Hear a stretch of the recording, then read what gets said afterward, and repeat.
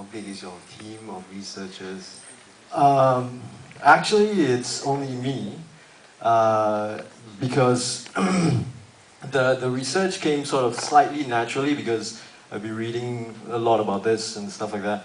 And those three books were kind of quite essential to the theme of Black Friday itself. But basically, Black Friday means the 13th of February. Well, this ended at the surrender, but it actually means the 13th of February itself, in which it was it was Friday the 13th. It was a dark day for Singapore.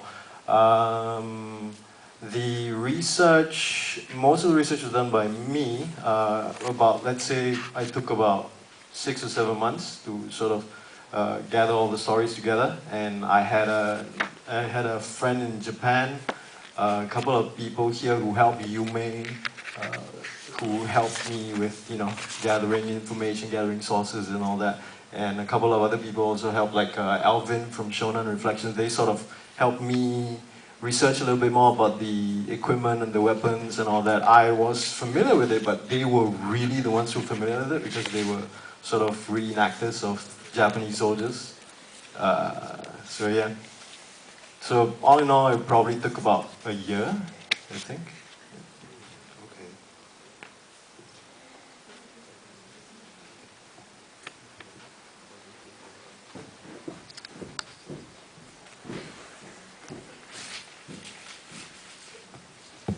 Hi, I was just wondering for Hush Baby, if you had like, how'd you come up with the idea, and if there was like some kind of underlying theme that you had for this baby who's getting, everything taken away, whatever.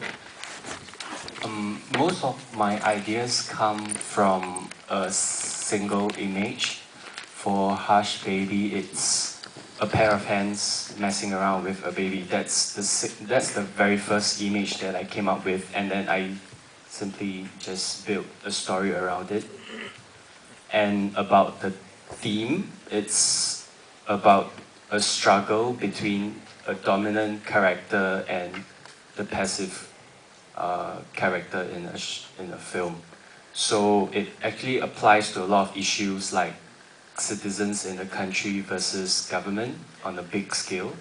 And on a small scale, it would be like your parents and a child wanting to protect your children from outer, external influences. So that's my theme for Hush Baby.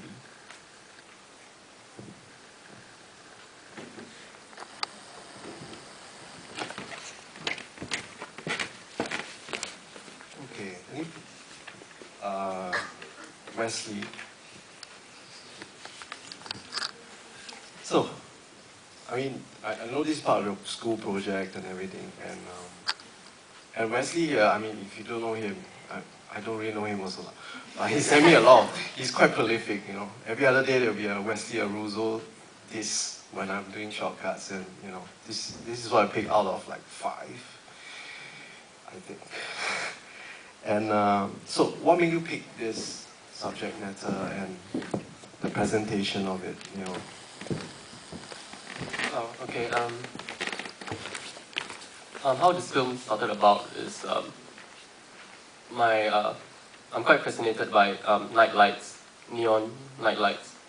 Yeah, and I like those kind of like KTV type of lights or those karaoke lounge type of lights. So, and I kind of imagine this girl dancing in front of these lights, which was actually shot for the film, and that's how the film kind of came about from those lights which I always see at night. Yeah, kind of dumb though. So do you shoot the entire KTV sequence, like from scratch, like the beginning, the imaginary, actress in KTV sequence? Yeah, it's actually the same. Yeah, the same. Yeah, same actors. So yeah, how do you conceptualize it? Oh, okay. How many millions of KTV have you watched to get all the things right? The blue lights running across the words, and that little watermark that goes across the screen thing. Yeah. Me and my group, we watched through a few cheesy karaoke videos, but mostly it's, in my last 1 year of national service, I was in charge of this kind of like bar area where all the army people come and drink. And so I'll be there the whole day from 9 to 9 or something. And there's nothing to do at all. I can't do anything because you're not supposed to have fun or do anything. So, and you can't watch TV as well. And the only thing I can switch on is this karaoke TV for people to sing. But there's no one singing there, and there's only like Mandarin songs in this karaoke machine. And so I'll switch it on the whole day and watch all the videos. And so that's how, maybe that kind of impacted me from there. It's the greatest impact NS have in your life. Okay. Any more questions? Yes, we have one over there. Were you guys on flatbed, or how did you shoot that shot choosing the tunnel coming out? We were in our friend's convertible. Yeah, so Philip was in front, and then she was just standing at the back. Yeah.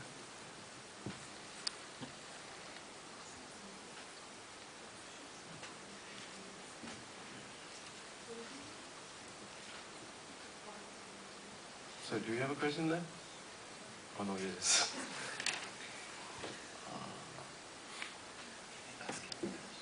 Okay. I'd like to ask Wesley a question. The character in your short film is quite depressive. She's very pensive and talking about life and all that. And they say how film directors write their own stories in their films. So how much of you are you seeing in your short film? How much are you putting yourself in there?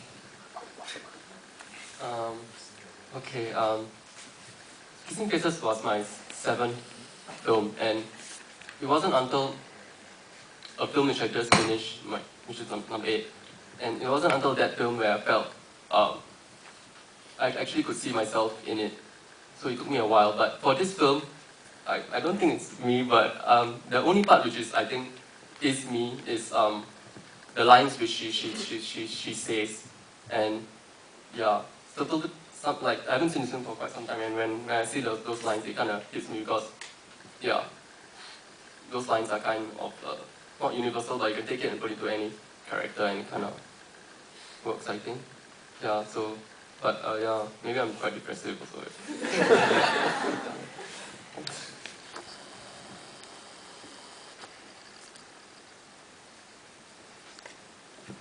Just a small query for myself. Also Miss a Shot. What's the actual Malay title? Seems awfully long for Miss a Shot. Its Malay title is Tembak Tak Kena Cakap Tak Guna. I'm not sure if both of us went to CD where 95% are Malay. So they always say that when two gangsters come and they say that you talk well, and you always say Tembak Tak Kena. You talk a lot but you don't do anything. So same goes like in Woodland Garden, a lot of guys come to the transfer site and talk a lot, but they don't hire the service. It's something like that. The girls will end up saying that line.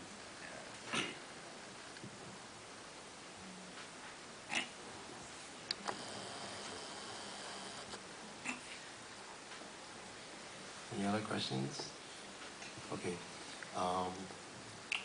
Another thing I can't help notice for Black Friday is there's a certain amount of polishness in it. And well, we do know, to achieve a certain amount of polishness, you need a certain amount of money. Now, maybe you can talk about how because there's, I think, quite a few filmmakers out there. How do you actually fund this project? Okay, for the money, I think a lot of it still came from the SFC. We were funded by the SFC for the HD grant. Then after that, it just came to, still begging, stealing, borrowing. I begged, steal, borrowed from Alvin. The cast worked on sort of, basic rate, like peanuts, and we sort of managed to wrangle a location out of nowhere, and it was a matter of like choosing crew and all that.